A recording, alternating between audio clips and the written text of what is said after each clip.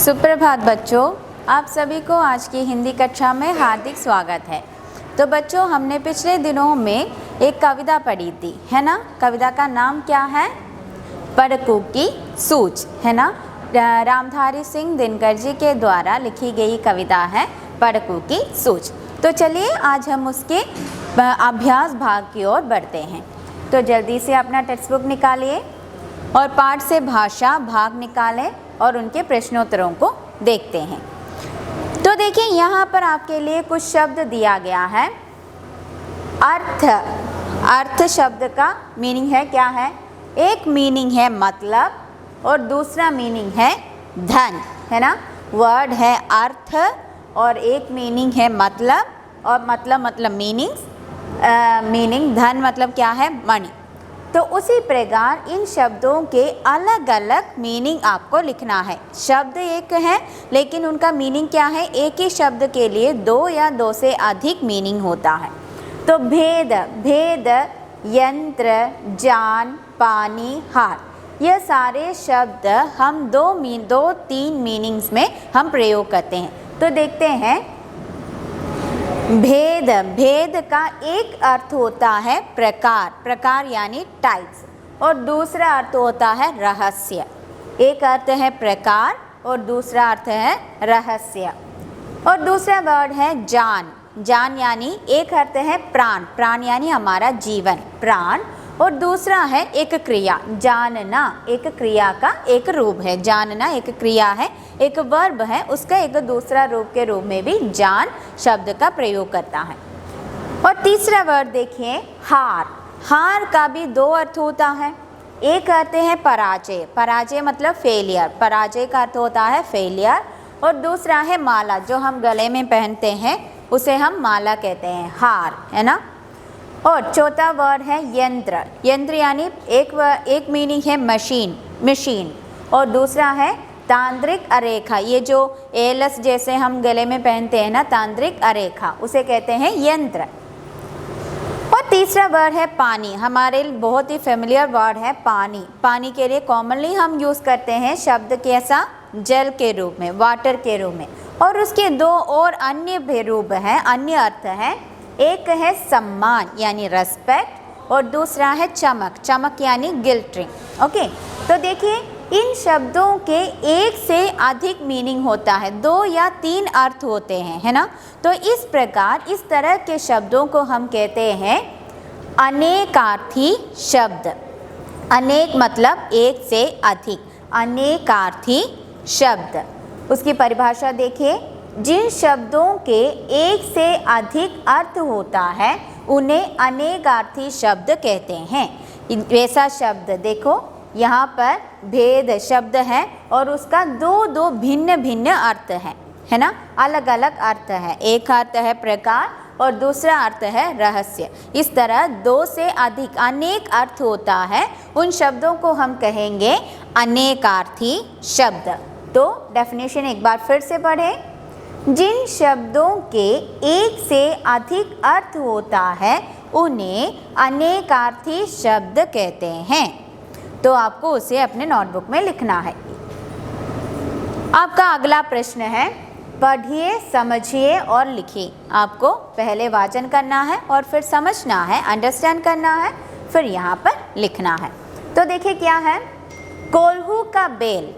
हमने कविता में, पूरी कविताओं में हमने देखा कोल्हू का बेल घूमता है, कोल्हू के बेल को बांधा हुआ है ना। तो कोल्हू का बेल यह एक मुहावरा है। कोल्हू का बेल वह एक मुहावरा है।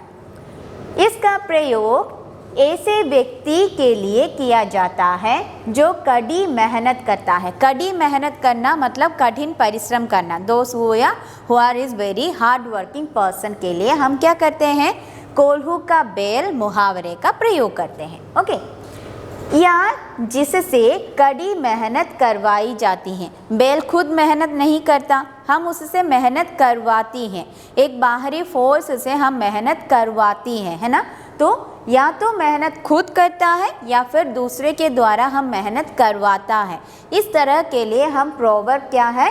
कोल्हू का बेल प्रोवर्ब का, मुहावरे का प्रयोग करते हैं।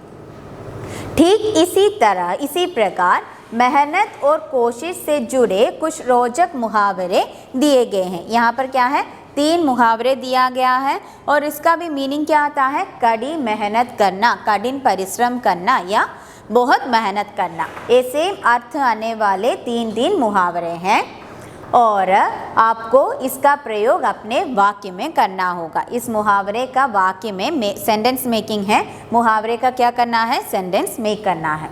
तो मुहावरा देखें, खूब पसीना बहाना, पसीना मतलब स्वेटनेस, खूब पसीना बहाना मतलब बहुत स्वेट होना। अर्थ क्या है, उसका दूसरा अर्थ होता है, मुहावरे का दूसरा अर्थ होता है मतलब कठोर परिश्रम करना या कठिन परिश्रम करना।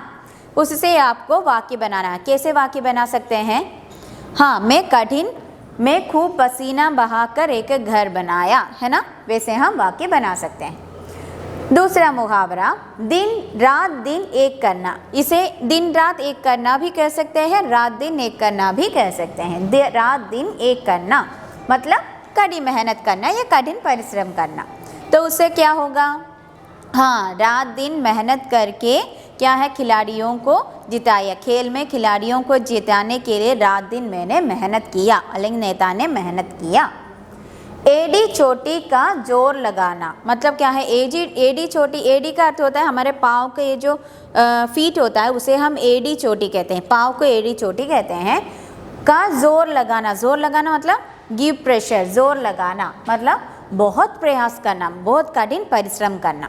तो उसका भी हम प्रयोग कर सकते हैं। चलिए देखते हैं कैसे वाक्य बनाते हैं। खूब पसीना बहाना मतलब कठिन मेहनत करना, कठिन परिश्रम करना। मेहनत का ही अन्य शब्द है परिश्रम। ओके, किसान खेती के काम में खूब पसीना बहाया, है ना। खेती का काम आसान नहीं होता, हमें बहुत हार्ड वर्क करना पड़ता है। तो किसान खेती के काम में खूब पसीना बहाता है। दिन रात एक करना, कठिन मतलब अर्थ भी क्या है, कठिन परिश्रम करना। मीनू अपने बच्चों को अच्छी शिक्षा दिलाने के लिए दिन रात मेहनत किया। मीनू एक माँ का नाम है और मीनू ने क्या किया, दिन रात मेहनत करके, डे एंड नाइट मेहनत करके, हार्डवर्क करके अपने बच्चों को अच्छी शिक्षा दिलाई।